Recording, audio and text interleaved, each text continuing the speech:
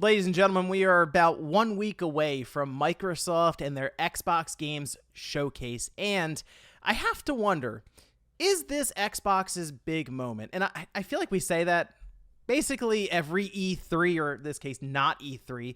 Anytime we go up to the big summer showcase for Xbox, there are a lot of expectations and hopes that Microsoft can have a good show and really start to gain momentum and get moving here. And I kind of feel like this might finally be it. And I'm going to discuss some of that here with you guys today. So if you enjoy the video, make sure you like it and subscribe if you're new here to the Spawnwave channel. Now, it feels a bit different going into this showcase, and I think some of that has to do with recent events, especially Redfall with that releasing and just, getting crushed with reviews. And you can see it when you play the game. It didn't feel like Arcane Austin's heart was in it, and a lot of it feels phoned in. Then we get the report that it sounds like there were many developers within that studio throughout development that didn't really like the vision or direction of the entire thing, and microtransactions existed in it for the first 3 years of development, then got pulled, and they even apparently wanted Xbox to cancel the thing. We saw Phil Spencer on Kinda Funny with the interview, and that brought up a lot of questions around just even morale and other parts of it. But now going into this showcase and looking at what they could potentially talk about, what's kind of been teased a bit here, it sort of feels like things are about to pick up for Xbox. And I'm hopeful of this because I do feel like we're seeing Sony get a bit too comfortable. And I would like to see Microsoft kind of kick in the door and just remind them that they're Microsoft and they got money. So let's actually start from the top here. We know that Sony's showcase didn't exactly hit online like they were hoping it would. There were a lot of expectations for the Sony showcase, and while I think there were a lot of games that were shown that looked interesting, it wasn't the best PlayStation showcase from a first-party perspective. Again, that's kind of the view online that's going around. So going into Xbox Showcase, there are a lot of people thinking this could be their moment to really shine and have a better showcase even. So looking at where we are now, I am expecting to have Forza shown off in full, and they should drop a release date for it. I'm kind of looking at November, maybe first or second week, but they could also drop it in October and get this game out there. It feels like this game has been in development for a while, and they, of course, have revamped a lot of the stuff about Forza in general. They're even just calling it Forza Motorsport, no longer a numbered game like Forza Motorsport 8. So I'm excited for this game, mostly because Forza tends to be really good. Turn 10 has refined and mastered their craft, but I'm thinking this is going to be really a graphical showcase even for the Xbox Series X. Starfield is the other one, which we'll get to here towards the end of this video, but those are two games that we absolutely expect to see here and should both be the big, I'd say, tentpole titles for Microsoft in their holiday season or their third and fourth quarter, because remember, Microsoft's thing now, and Phil Spencer has mentioned this time and time again, is to get to a position where they have one big, or I'll say good, release every single quarter, of course, to hold up Game Pass, which it almost requires a constant flow of releases, whether it's third party or first party. So in this instance, they would have to at least start showing some games that they don't really give a window for, but at least showcase that they're coming and potentially could be set up for 2024. Fable is a game that keeps coming up now, especially after it was quote-unquote teased in that Xbox tweet. And if they put that out there and didn't even realize that it could reference Fable and people would read that from it and Fable's not at the show, yeah, it's going to be rough. It will be. So that's something that's been brought up, is maybe they genuinely didn't think of that.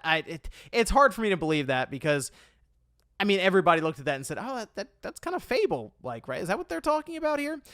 If it's not the new Fable game from Playground, maybe it's a Fable collection. That's also been kind of floated around. And then I'm like, you know what? They teased Fable.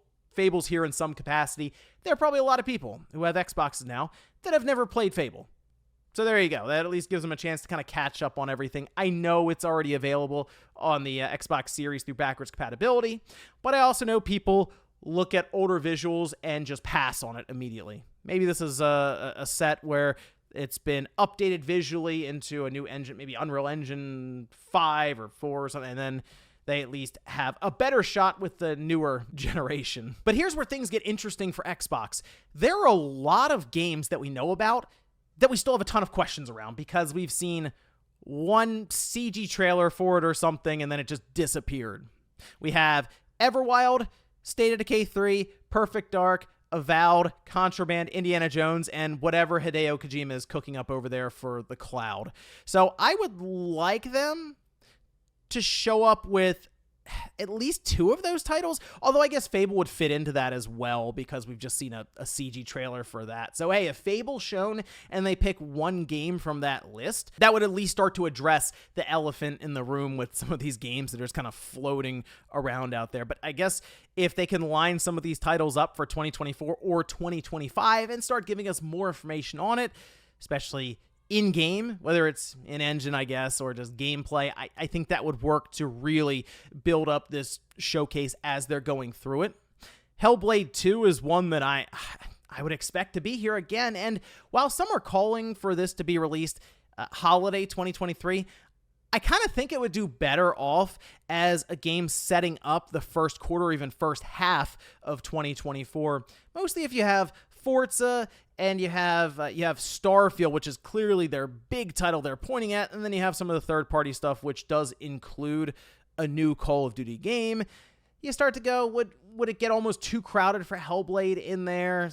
It might be a better release for, again, the first half of next year. I do wonder where the Coalition has been. I believe they're working on either maybe a new Gears game or maybe a new intellectual property. One thing's for sure, though, they continue to master Unreal Engine as they have shown off tech demos as they are working with Epic, specifically on Unreal Engine. So I would like to see them there because I feel like they would impress heavily with some of the visuals they're able to produce. But something I personally would like to see, because as you guys know, I'm a big Halo fan, and it's felt very lackluster for Halo Infinite recently, putting it mildly, is Certain Affinity showing up with whatever they are working on for that game. It's going to go along with it, and people are thinking it's a mode like a Battle Royale with its own map and all this, but sort of a Halo twist on it.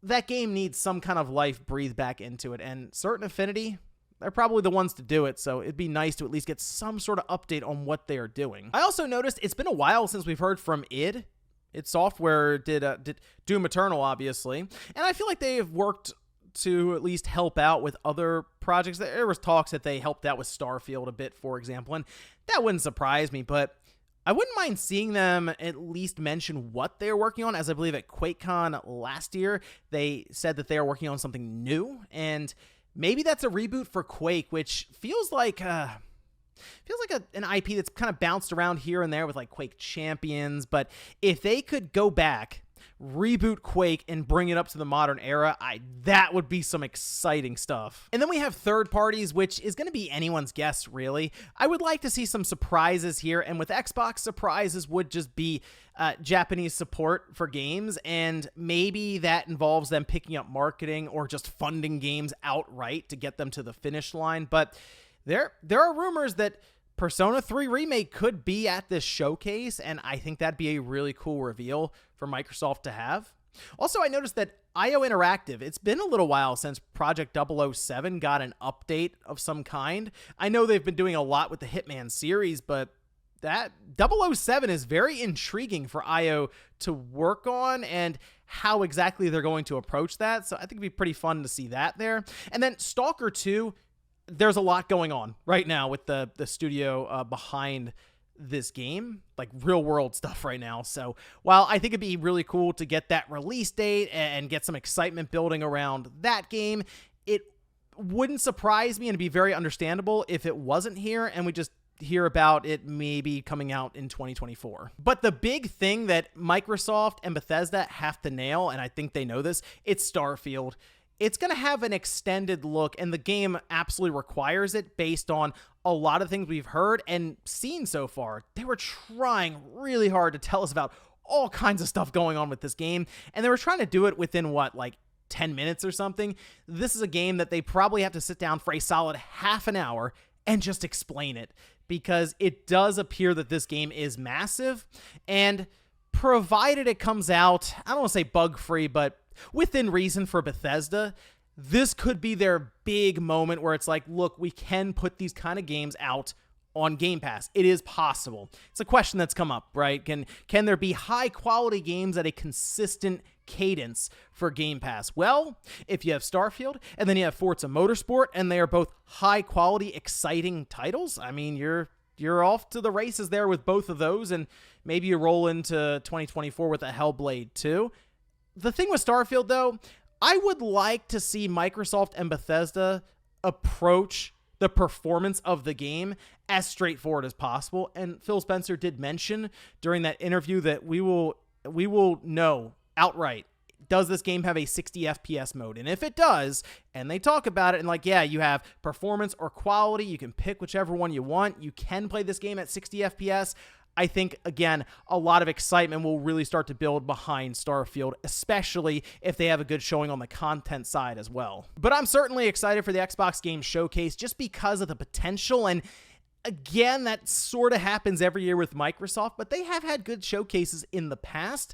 The only issue is they overextended and overpromised at times, especially with the window of these games will all be out in the next 12 months. Don't do that again. And if you're really unsure or you're just not 100% confident in a release date or even a release window, don't give one. At this point, play it safe, as a lot of studios are indeed doing now. And just show off some good games and talk about how you're going to get that cadence that you've been discussing for a long time now, especially with Game Pass, under control and set up. And I think Microsoft is going to finally do that here. So fingers crossed. We'll see what they have for us. This is happening June 11th, 10 a.m. Pacific, 1 p.m. Eastern time.